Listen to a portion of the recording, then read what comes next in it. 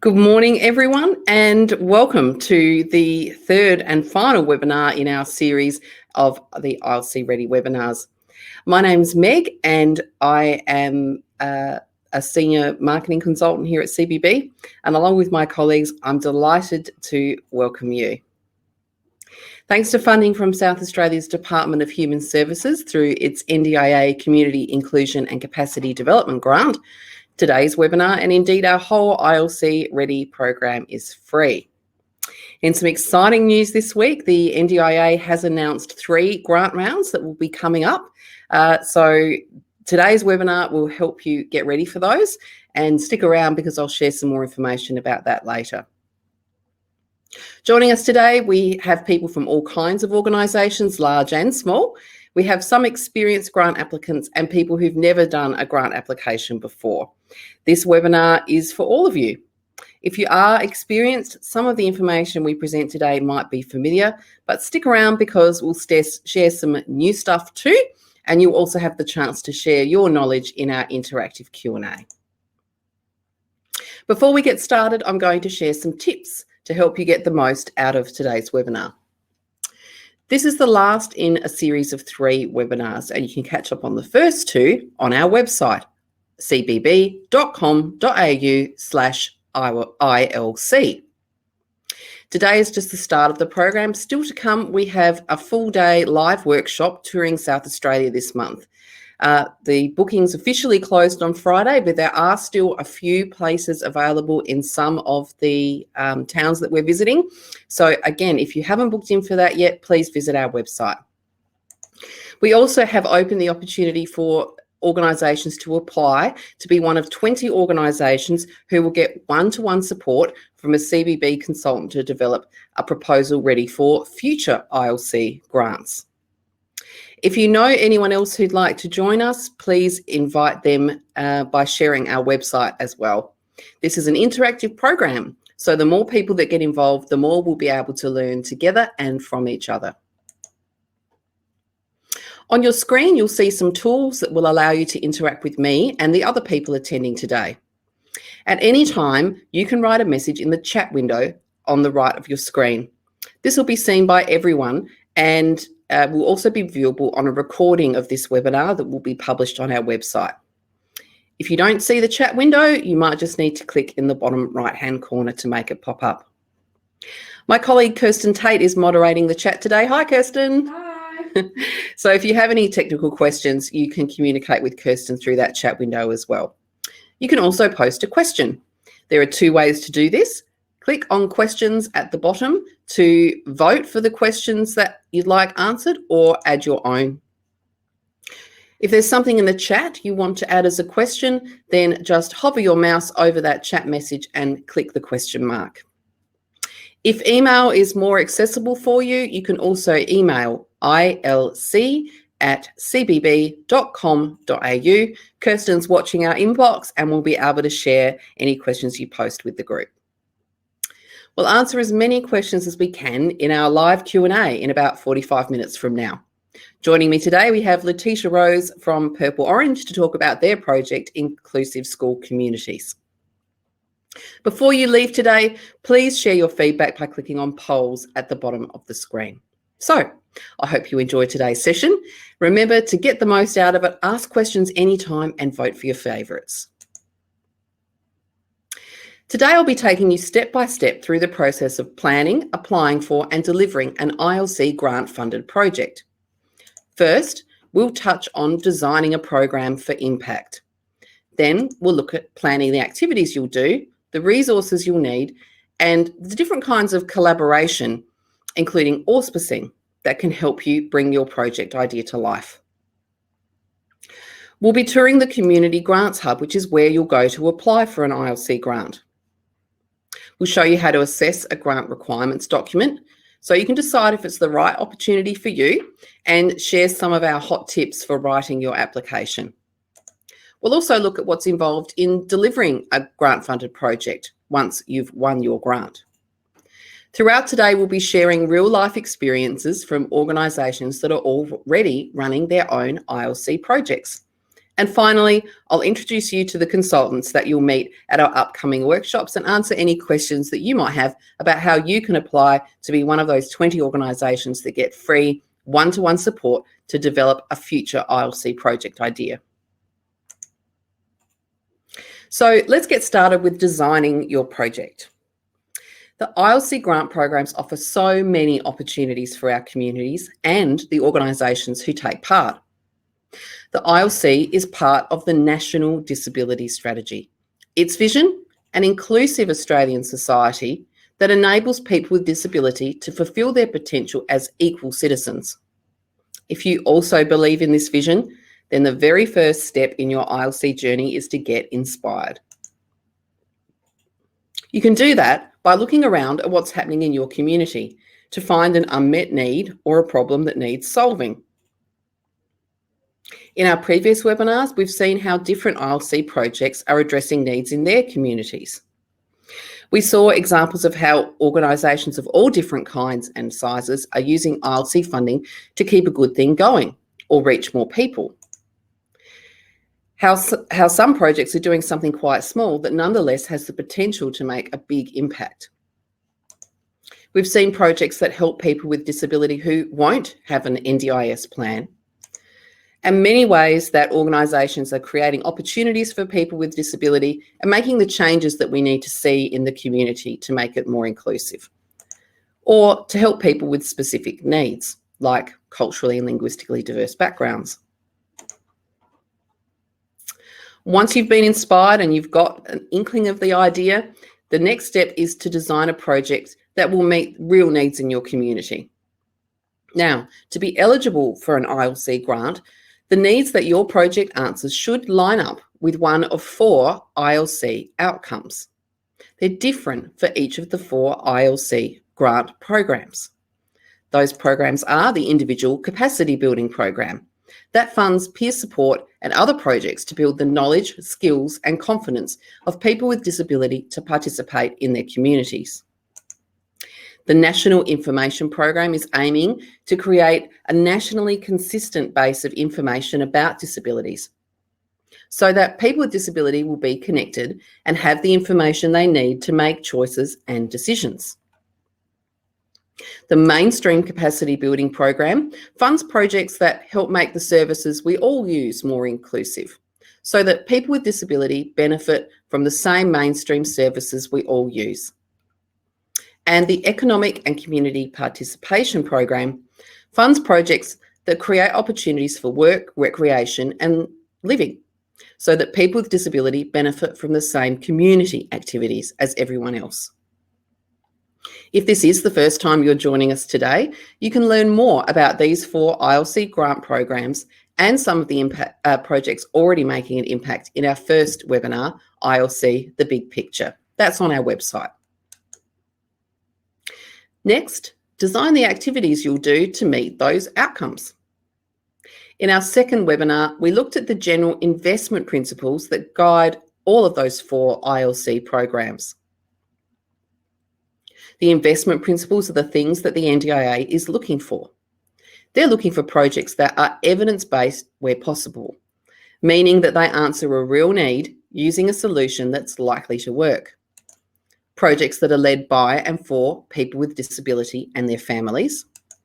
Projects that are replicable and scalable to national impact, meaning that they're ideas with legs that could be used in different places all over Australia or made bigger over time. They're looking for activities that will support a sustainable NDIS, meaning that the projects will help prevent people needing specialised support from an NDIS plan. For example, making mainstream services better or preventing conditions from getting worse. And finally, they're also looking for projects that support important groups like Aboriginal and Torres Strait Islander people, people from different cultural backgrounds, people who are lesbian, gay, bisexual, transgender, intersex or questioning, and people in regional and remote areas. Which investment principles are the most important will vary depending on the requirements of each grant round that's released. For more about these investment principles, catch up on our second webinar, Making an Impact, Your ILC Opportunity. Again, recordings and transcripts are available on our website. Here's our first hot tip for design. When you're designing your project, identify your strengths and build on them. You don't need to be an NDIS provider or even work in the disability sector to play a role in ILC. You might have a special skill that can make a difference through an ILC grant. Here's an example. The Australian Migrant Resource Centre, or AMRC, is a user-led organisation helping newly arrived migrants settle into life in Australia. They are governed by new and emerging migrant communities and staffed by people from those communities. Before the ILC, they didn't have much understanding of the disability sector, other than providing direct referral. Their ILC project was one of the very first funded back in 2017. The idea came about by listening to people in new and emerging migrant communities. At an Ethnic Leaders Forum, the AMRC were reminded that refugees arriving in the 90s, 2000s and now are dealing with issues related to disability alongside the challenges of settlement in a new country. Many of them had injuries that were becoming more difficult with age, and many were also arriving with injuries and finding pathways to assessment and support difficult to access. So, the Australian Migrant Resource Centre applied for ILC funding to train its staff to better understand the disability supports that are available. They have become messengers in their own communities, helping people with disability, their families and carers to better understand disability and reduce stigma, to find out what's available to them and the pathways they can use to access services, and to build their confidence to engage with the disability services sector, all in their own language in a way that's culturally safe. The training resources that the AMRC developed through their ILC funding are now part of their usual policies and service planning. They've also shared those resources with mainstream providers through a series of workshops, a published handbook, and ongoing forums that link migrant communities with service providers. The picture you're seeing on the screen now is some of the AMRC stakeholders at the launch of their handbook. The handbook's called Culturally Responsive Services, a resource for NDIS service providers. The outcome of the training? Having informed family members and workers will mean that people with disability in migrant communities are no longer alone. But also, migrant community groups have learnt from each other about ways to include people of all abilities within their communities, such as providing forums for their input into decision making and engaging them with partners and others in specific sectors. Now, work in addressing the needs of migrants with disabilities is far from finished. There will be more to do as the profile of new arrivals changes, as the management of committees of those community organisations change, as sector personnel changes, and as the National Disability Insurance Scheme continues to mature. For the AMRC, using ILC funding to build on its existing strengths has also created some opportunities beyond that initial ILC project. The AMRC's Launch into Work project now has 5 trained and accredited staff working directly with clients that are referred to that employment program through the NDIS. This year, the AMRC also started their Test, Try and Learn project. They're recruiting and training 80 women to become qualified support workers and gain work experience and employment in the disability sector. You can find out more about these initiatives at the link Kirsten's posting now. So, now you've heard how AMRC has used its strengths to make a difference. A hot tip again, take some time to reflect on your strengths as an organisation. What do you do best of all? And how could that strength help achieve one of those 4 ILC outcomes we looked at earlier? That will help you find an opportunity, and that's the start of a great ILC idea. Once you have your idea, it's time to move on to planning. What will you need to do to bring your idea to life? First, you'll need to work out the kinds of activities to do to bring that idea to life. Our workshops will help you do just that. Bookings are now open, and we'll tell you a bit more about these workshops at the end of today's webinar. As I said before, some of those workshops are now full, but if you visit our website, you can sign up to a wait list or book into workshops that still have some places available. Once you have your list of activities, you'll need to think about how you can deliver them. That means assessing your resources. You'll need to think about both your capacity, or how much effort in time and money you can spend, and your capability. Do you have the skills and knowledge to do the activities you're thinking about? If you have enough of both, you can deliver the activity yourself. If you have the capability but not enough time or money, you might look for funds to grow the resources you already have. For example, hiring a project manager as part of your grant. If you don't have the skills or the capacity to do something, you could outsource delivery of one activity to a partner, or budget for professional help. For example, hiring a media production company to make a video. Maybe you have time to do something but don't have the capability to do it yourself. You might hire in an expert to help you deliver part of the project and build your team's capability at the same time. This is how CBB's consultants work. Now, here's some real-life learning about resourcing. HCO's ILC grant was to extend its successful Neighbourhood Links program to new areas. We talk more about this project in our second webinar. First webinar? We talked about it in a previous webinar. You should watch both of them. They're great. At any rate, at the time HCO applied for their ILC funding, their clients were in the process of transitioning from block funding to individually funded NDIS plans. Neighbourhood Links was also block funded, and that would be ending soon. They realised that the peer-based Neighbourhood Links model wouldn't fit into NDIS funded supports. So, being keen to keep this successful program running, they jumped at the chance to not only keep it going, but also extend its reach. Because it was an existing program, they didn't need to start from scratch, but there was still a lot of work involved in growing the program at the same time as transitioning their core services to the NDIS.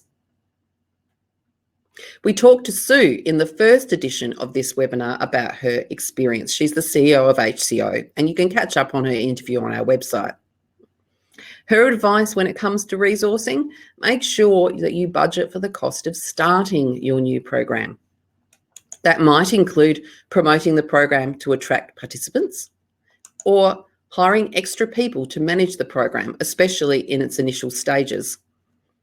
Depending on the rules of the grant round you're applying for, both of these costs could be included in your grant-funded budget. You'll only be able to claim the cost of staff working on the ILC project. You cannot use ILC grant money to fund services that you're already getting paid for through NDIS plans. So if, like Sue and the HCO, you're an NDIS provider, think about what parts of your ILC project need dedicated staff and what you can contribute from your own staff pool without generating any conflict of interest. So, by looking at your resources, you'll find some things you can do and other areas where you'll need to team up with others. You can get help by hiring contractors, applying for a grant together with other organisations who have similar aims in a consortium, or less formal types of collaboration. We talk more about collaboration in webinar 2. Today, we're going to look a bit more closely at one particular type of collaboration, and that's auspicing.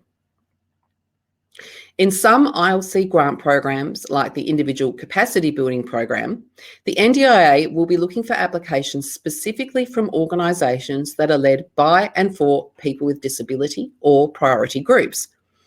Some of those groups might be unincorporated organisations. Our next hot tip is for you. If you are a community-based group and not a legal entity in your own right, you can apply for an ILC grant by working with an auspicer. An auspicer is a separate organisation who manages the grant money and sometimes gives other practical support for the group that's delivering the ILC project. Here's a great example.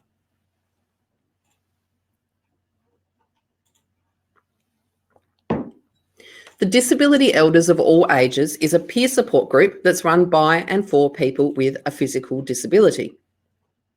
The group was formed in 2015 to provide mutual support and share ideas with others who have similar experiences. The idea is to share your wisdom and experience no matter your age. JFY, or Julia Farr Youth, has been going since 2008. They are a group of young people living with disability who advocate and advise on issues related to young people and disability. They also run a peer network and mentoring program. Both of these groups have won ILC grants under the DPFO, or Disabled Peoples and Families Organisations round that came out last year. JFY will be using their funds to hire in expertise to help them become incorporated in their own right, and also recruit an executive officer to support their initiatives.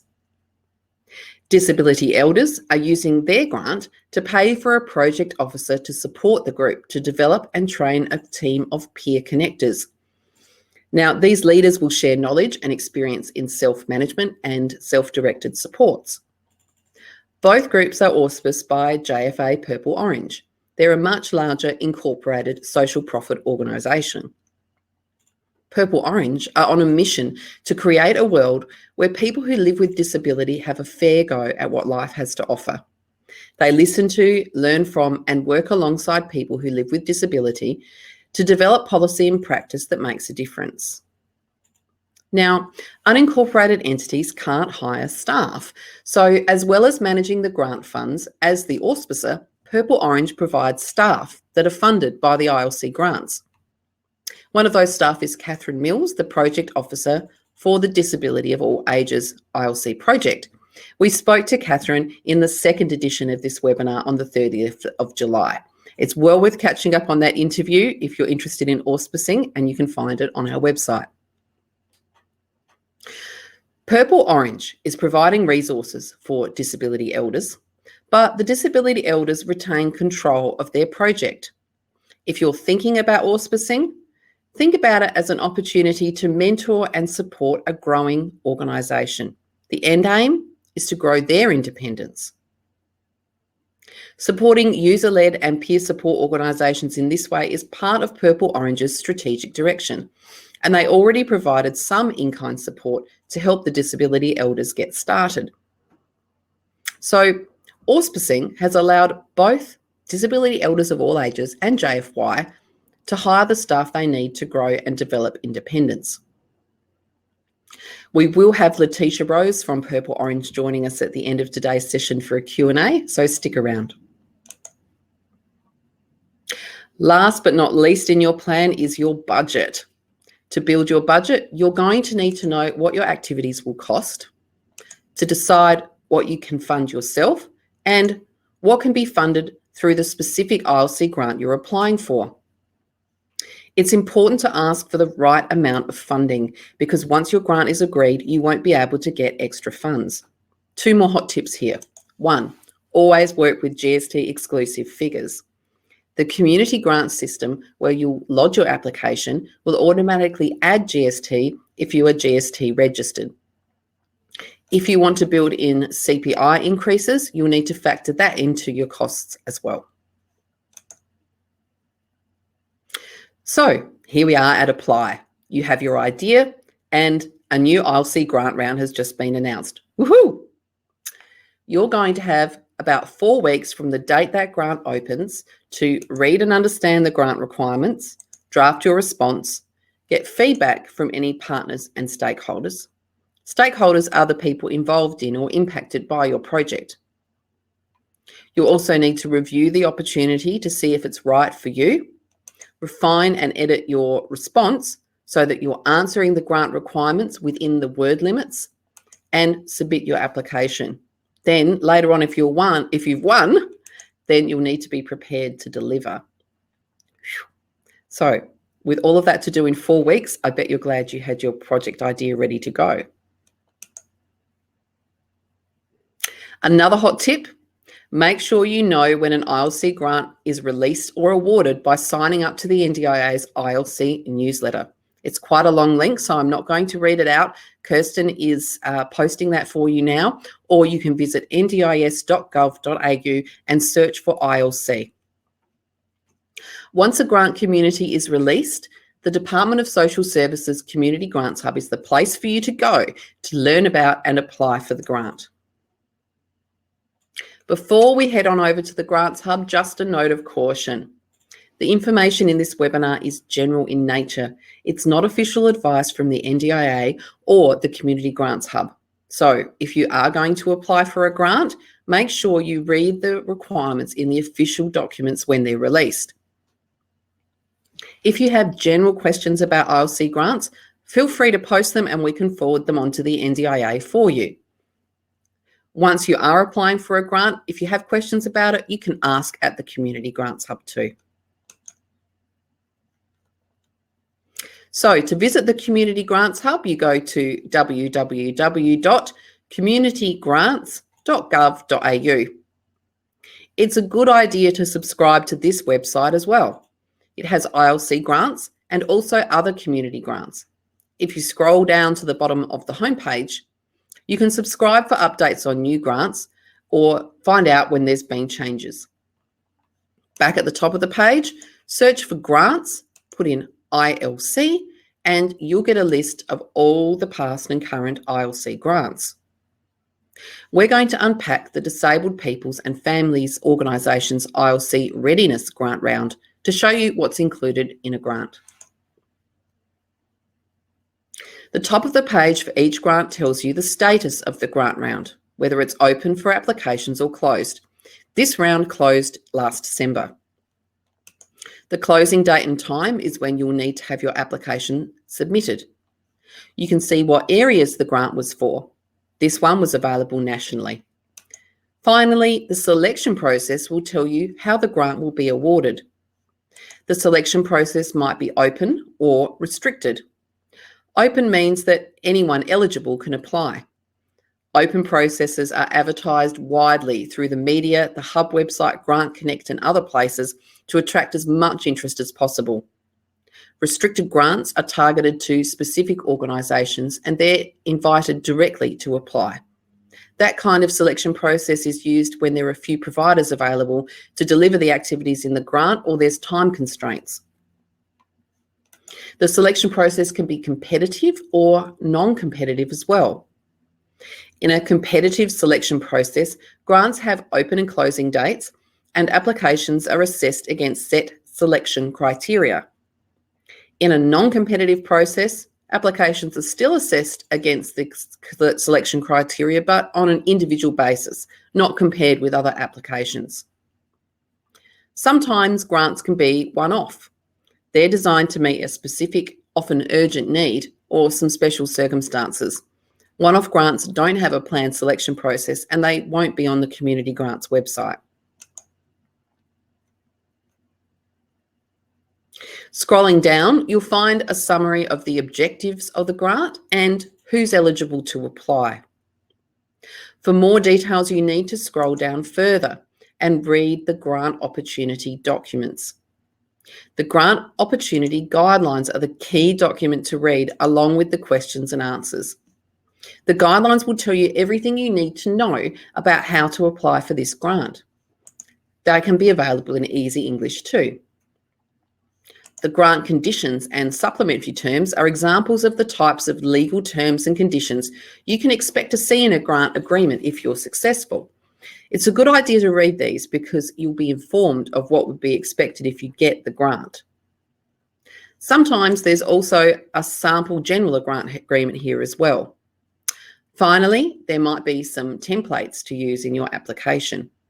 To apply for this grant, applicants needed to set out their project's budget in a specific way. If they were applying with another organisation as their auspicer, there was a template for that too. You can save yourself a heap of time later in the process by looking at all of these documents right at the start. It's important to be comfortable with the terms and conditions so you don't get a surprise when it's time to sign a grant agreement. Any templates will also help make sure you've included the information that's needed and might make the process of writing your application faster. When you're ready, you can start your grant application by clicking Apply just below the grant opportunity documents. After the grant has been awarded, if you weren't successful, you'll be able to read feedback from the team who assessed all the grants. You'll find that just above the grant opportunity documents. Let's look more closely at a grant requirements document now. This is some key areas to look at to decide if this grant is the right fit for your project and your organisation.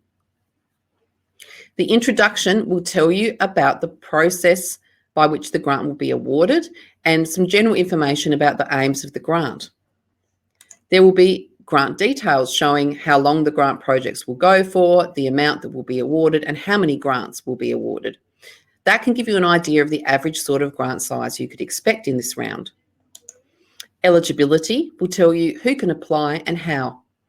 This part often also tells you the sorts of capabilities that applicants are expected to have. The guidelines will say what kinds of activities the grant will fund and what the money can and can't be used for. It will set out the selection criteria that will be used to assess your application and might also have some directions about what you need to include in your response. It'll also be setting out what's expected if you win the grant. So, if you are eligible and your project fits with the sort of activities that particular grant round is looking for, the next step is to draft your response. For each criteria, jot down what's required, how your project meets this requirement, and what evidence you have or could get to prove that. It's a really good idea to get feedback from your stakeholders here. They might suggest ways you can make your evidence stronger by adding or removing information.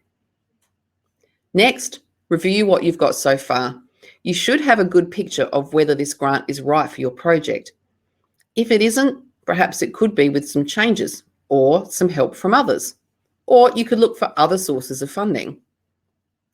If you decide the grant is indeed a good fit for your project, go back and read the document again in detail. Then start refining your writing. Now, it doesn't need to be poetic, just concise, clear, and full of good evidence that your project meets the requirements. Finally, persist.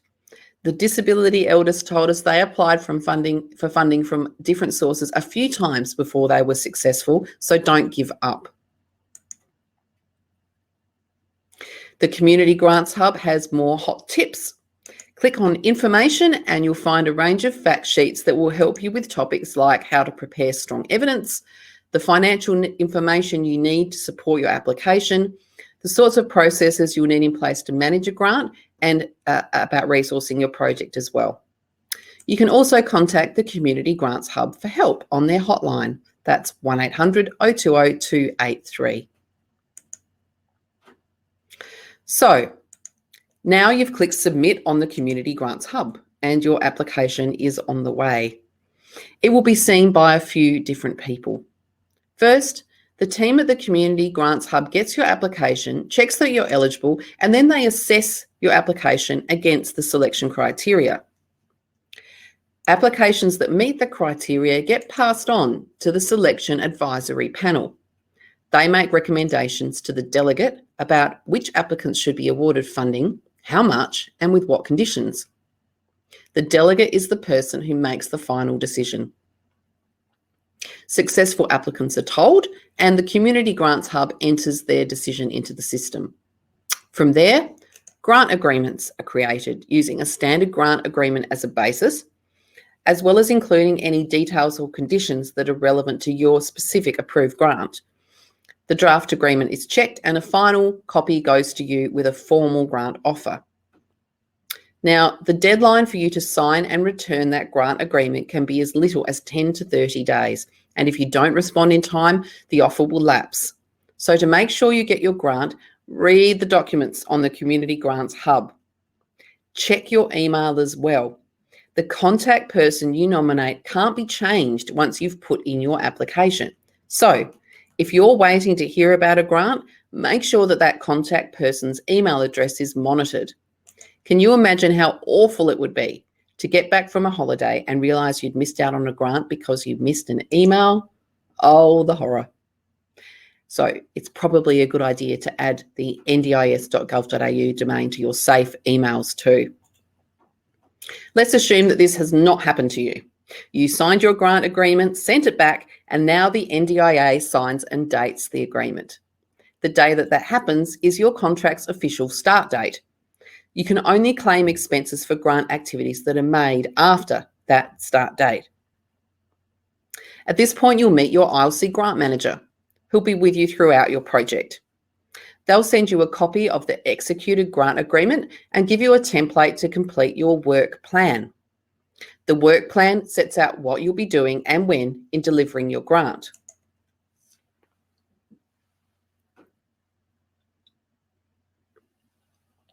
So, on to delivery. You'll have 6 weeks to put your work plan together and start delivering your project. So, let's look at what's involved in managing that. Your ILC grant manager works with projects to make sure the investment made in your grant delivers outcomes. You'll give them regular reports on how things are going. As you manage your project, they are your go-to person if you have any questions about how to work within the terms of your grant. Now, your work plan will be different depending on the grant. It's all templated, so it's not difficult to write. It will include things like a project plan. A project plan is a table that shows the activities that you'll do in your project. And each activity will have deliverables. They're the things you'll provide as part of that activity. For example, let's say creating a peer-led advisory group is one of the activities you're going to do. Your deliverables might be things like advertising to find participants, holding your inaugural meeting, and publicising the outcomes of that meeting.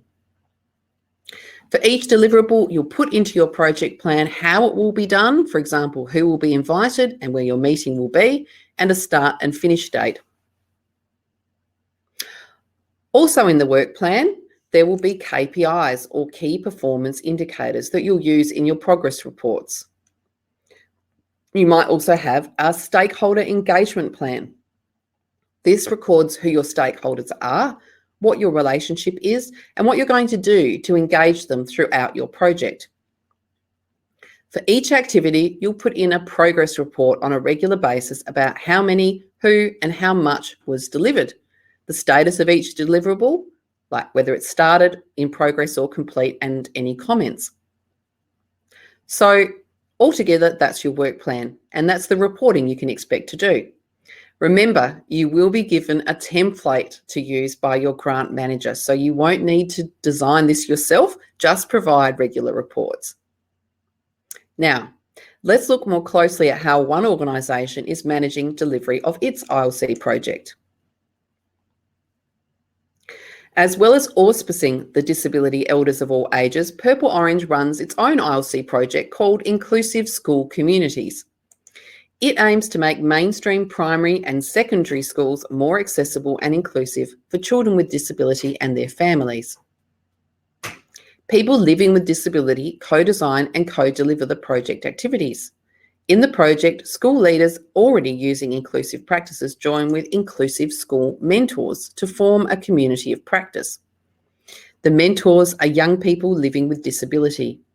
They bring their experience to improve policy and practices to support diversity and inclusion. Over time, those communities of practice will identify different ways to build inclusion for learning, culture, and leadership. These will be made into an Inclusive Schools Toolkit, an always growing kit that's accessible to all schools to help inclusive practices spread. The first community of practice is already in operation, with 5 schools meeting regularly to discuss and develop inclusive school practices.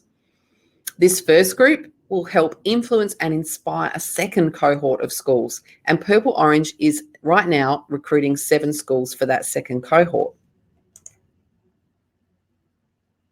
We'll talk more with Letitia Rose, Inclusive Schools Project Leader, in about 5 minutes.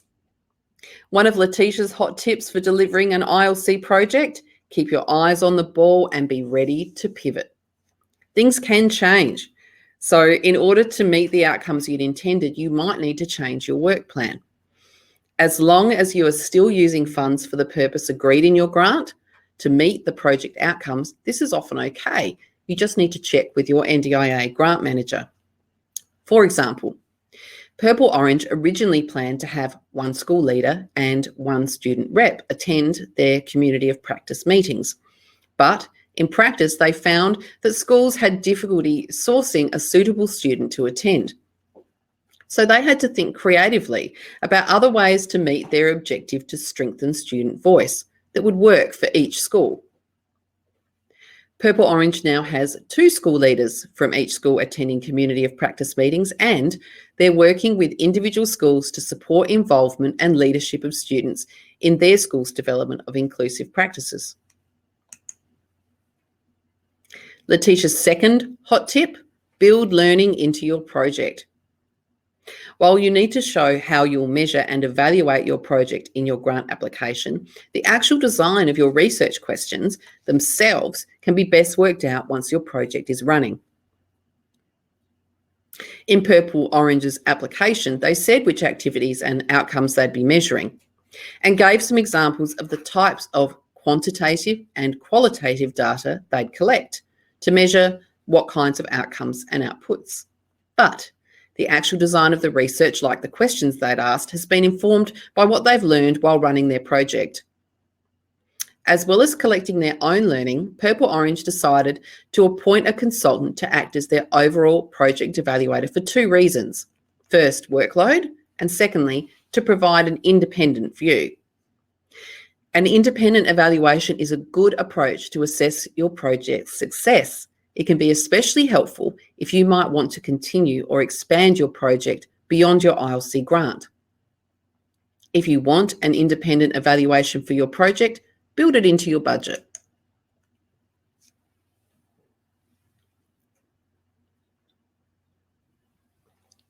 So, as we've seen, you can learn a lot while your project is running. Your project may be simple, or it may have a lot of moving parts. So good organisation is important, and so are your relationships with your stakeholders. At the end of the day, that's what project management is about: relationships between activities and outcomes, inputs and outputs, and all of these are delivered by people.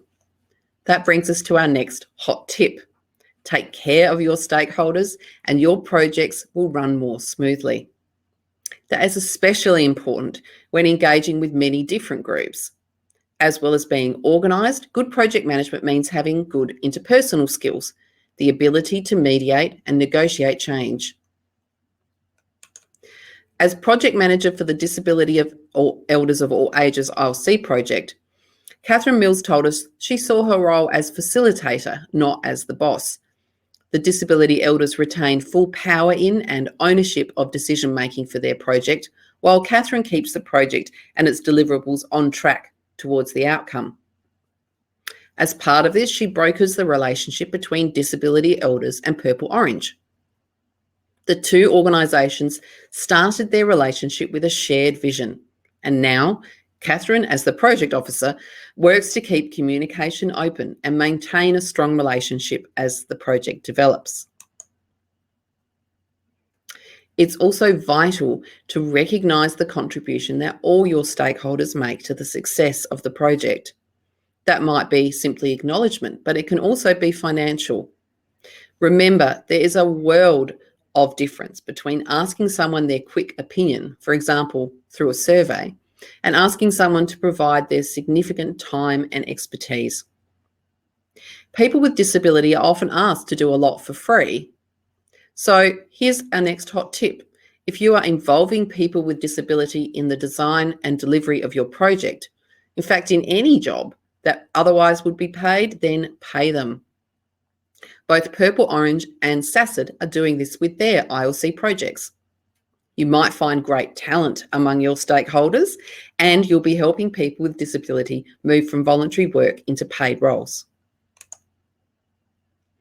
So now we're near the end of today's session. One final hot tip: team up with others and skill up if you need to.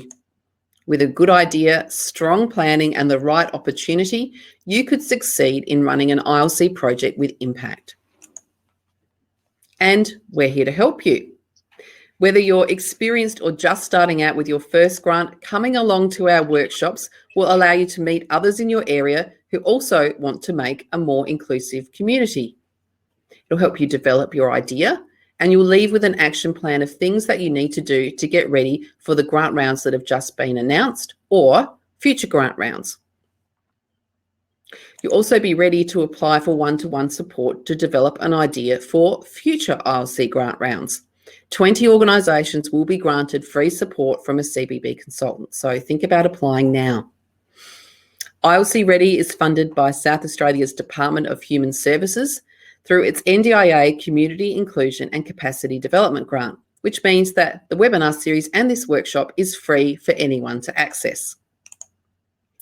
Now, the big news I mentioned that was announced this week: there have been 3 grant rounds released for this financial year. To date, the ILC program has awarded 350 grants to community organisations worth $138.5 million. About half of that funding for the next 3 years will be awarded with these forthcoming rounds that you see on the screen now. But ILC grants will be ongoing as well. So if you're not ready for these upcoming rounds, it's not a problem. You could use our workshops to plan your application for these rounds or apply for one-to-one support to help you develop a project for future rounds. Now it's time for our live Q&A. Joining us today, we have Letitia Rose from Inclusive School Communities Project at Purple Orange. And in a moment, I'll also introduce you to Ellen Schuler, and we'll answer questions about our upcoming workshops. So get ready by clicking on questions to see and upvote other people's questions or post your own. Again, if the chat window isn't accessible for you, you can email ilc@cbb.com.au. Before you go today, please do take a moment as well to share your feedback by clicking on polls at the bottom of the screen. This is one way that we are measuring how well ILC Ready is meeting its outcome to get South Australian organisations ILC Grant ready. So I'm pleased to welcome now Letitia Rose. How are you this morning, Letitia? Hi there. Thank you so much for joining us. Now, Letitia, we heard a bit about your Inclusive Schools project earlier and some of the ways that you're successfully managing that project. I'm wondering if you could tell us a bit more about the activities you did in order to plan your project, what helped you and what was difficult. So the idea for this project came from our CEO, Robbie, and this idea had been in the works for quite some time. In preparation for writing the application, we scoped the idea, and then when the grant round was called, we refined the idea a little bit more so that we could make sure that we put it into the application and met the specifications that are required for the ILC grant rounds.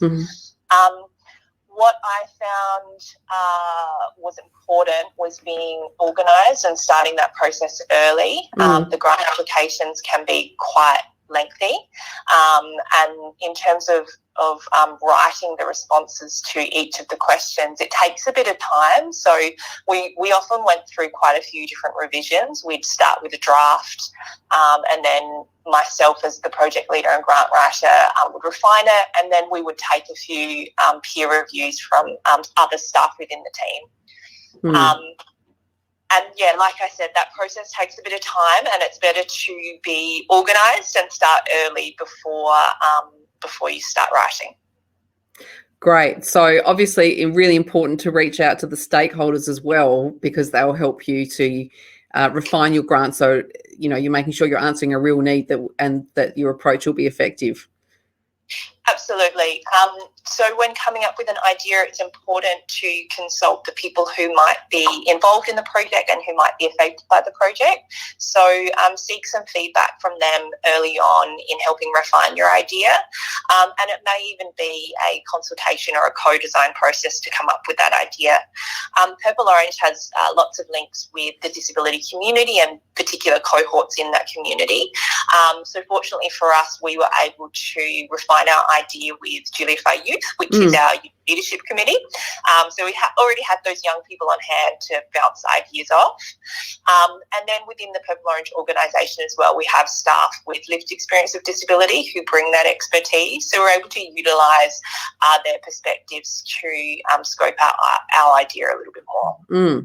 Well, that's fantastic. Letitia, some of the organisations that might be applying for ILC grants might not come from the disability sector, so they might not have, those relationships built up in the way that you do at Purple Orange. Do you have any advice for those organisations in terms of reaching out to people with disability in their communities to get input? I think you can start with some of the non-government organisations who are already connected with the cohort that you're looking to serve, and that might be a good start just by having that conversation and seeing what opportunities there are. And then also there's the Disability Engagement Register. So if those organisations wanted to conduct a consultation or draw together a co-design group, then they could advertise through the Disability Engagement Register to seek people living with disability to tap into. Great. So is that something that's available online, Letitia? Yeah, if people just Google Disability Engagement Register, then they can have a look at that. And if they are a person who lives with disability themselves or a family member or supporter, then they're actually able to register for that. And that's where there is a pool of people who are interested in staying up to date about disability-related matters and also being involved in consultations or co-design processes. That is a fantastic tip. Thank you. Kirsten's Googling it now, and when she finds the link, we will post it in the chat window as well. Excellent. Letitia, is there any other advice that you'd give to organisations that are considering applying for an ILC grant? I think that, there are various things, but obviously we've talked about the grant application process and then consulting with the people that you are wanting to impact through the project. I think making sure that you know the community and making sure that your idea is going to be meeting a need that's out there. That's really important to do your research before putting an application in. I think that as much time as you can spend preparing that application, making sure you've got relevant research to back yourself up, that you've really considered how you're going to deliver the project and you've got a good plan in place to also demonstrate the outcomes that tie into those ILC outcomes. I think that's really important, but particularly smaller organisations or organisations that are run by disability groups themselves, I would definitely say just apply. If you've got a good idea, you've done your research and it's going to meet a need, then it's worthwhile just putting an application in and seeing how you go, because I know that we're looking to support innovation and new ideas. So I think it's a good opportunity not to be missed. Yes, and one that's ongoing indeed. So even if you're not ready right now, there's time to prepare and think about how you might contribute. Yes, yep. Letitia, before we go, I'm going to introduce Ellen in a moment, so you're welcome to stick around and talk with us about what's coming up in our workshops and the one-to-one support that's on offer. But before I go, is there anything that you wanted to share in terms of your wins and successes that you've had with inclusive schools? Sure. So like you would have heard about, it's the 2-year project and we're into our second round of the project. We've been working with 5 schools so far across the 3 education sectors, so public, Catholic and independent. And we've received some really good feedback from those school leaders involved in the project in terms of increasing their understanding around inclusion and also increasing their capacity to implement inclusive policies and practices. So schools that have been involved so far have really been taking what their learning in the community practice, bringing it back to their schools and using it to shape some improvements or changes there. And at the moment, we're recruiting that second round of schools. So we need another 7 schools to participate in the project. And I think I'm about halfway there already in recruiting those schools. So it's a really exciting piece of work that we are doing, and we're hoping that at the end of the project period, we're going to have a great evidence for the model that this works, that bringing together a group of enthusiastic and passionate school leaders can actually lead to changes towards more inclusion at their sites. The exciting thing is that we are working on a project website which should be launched quite soon, and that will house an inclusive school toolkit which we are developing with our steering group and our schools and young people living with disability and other experts in the field. So that will be publicly available and will be useful to educators and families and students, and the toolkit will cover a range of different topics related to inclusion. So that's what we're working on at the moment. That's exciting. And look, when it's published, do share it with us and we can pass it on to the people that have watched our webinars as well, Letitia. It's very exciting. Thank you so much for joining us. As I said, please do stay with us. I'm just going to shift over now so that you can all see Ellen. Hi, Meg. Hi, Ellen. Hello. How are you? I'm good. So Ellen and I will be presenting the workshops that are touring South Australia this month. So there's the opportunity now, if you do have any questions to ask us about those workshops, fire away.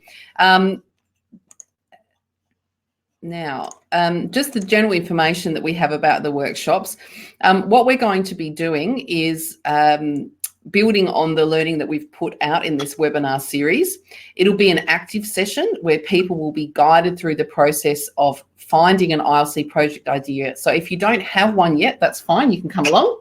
There'll be the opportunity to meet other people who are also interested in creating more inclusive communities, and we'll take you step by step through the process of putting together a project idea, and you'll leave with an action plan of what you'll need to do to get your idea ready to apply for an ILC grant. So, Ellen, what can people expect to get out of the workshops specifically? Well, Meg, as you said, we will explore possible ideas of what kind of projects you could do that would have an impact in your community. You will have the opportunity to meet with others who also wanted to create a more inclusive community. And we will introduce you to tools that will help you design and plan a project. Yeah. So what sort of specific tools can people expect to leave with? We will look at a very simple design approach that you can use to design, plan, and also evaluate your project. You will learn how to develop a theory of change, which is useful for ILC, but it's also useful for any kind of project for social impact. Yeah. So at the end of the day, people will perhaps have 1 or 2 ideas that they can develop further and their action plan. We are looking at all sorts of organisations to come along as well, aren't we? Definitely. We want a wide variety of organisations. Please send a few people, maybe 2 people max, because spots are limited. And I've heard that some workshops are even booked out already. Yes, they are. I think, Kirsten, our Smithfield Plains workshop, we now have people joining a wait list. Don't let that stop you, though. Sign up for the wait list, or if you can make it to Noarlunga and you're in the metro area, there are a couple of places there. We still have a few places left in our regional workshops as well. Yeah. So send along the person who would be leading the project, but also anyone who would benefit from developing planning skills. Yes, and I'm sure we're going to have a good mix of people at the workshops. Well, what we've seen so far, I think we do have people from local government, disability organisations, and also some community groups of all different sizes as well, which is pretty exciting. Yeah. That's it for our questions. Do you have any questions that you wanted to ask, Letitia? No, I'm all good, thank you. Great. Well, thank you very much for coming. We will leave our live chat open, so you can add any further questions you might have anytime, even if you're watching the recording, and we'll answer those as soon as we can. Before you leave again today, please take a moment to let us know how we did by answering our poll. Thank you so much, Letitia Rose, Project Officer at Purple Orange on the Inclusive School Communities Project, for sharing your time and your stories with us today. And thank you to all of you for joining in, sharing your comments and questions. A big thank you as well to everyone who spoke to us to share their case studies: the Australian Migrant Resource Centre, HCO, Disability Elders of All Ages, Julia Farr Youth, and Purple Orange. I thank you for joining us. We hope to see you at the workshops. Don't forget to register. And that is the last of our webinars today. So we hope to see you at the workshops. If you haven't seen the previous webinars, please do sign up at cbb.com.au/ILC, where you can watch those webinars and also join our mailing list to make sure you stay in touch with what's coming up next in the ILC Ready program. Thanks, everybody, and we'll see you soon. Bye. Bye.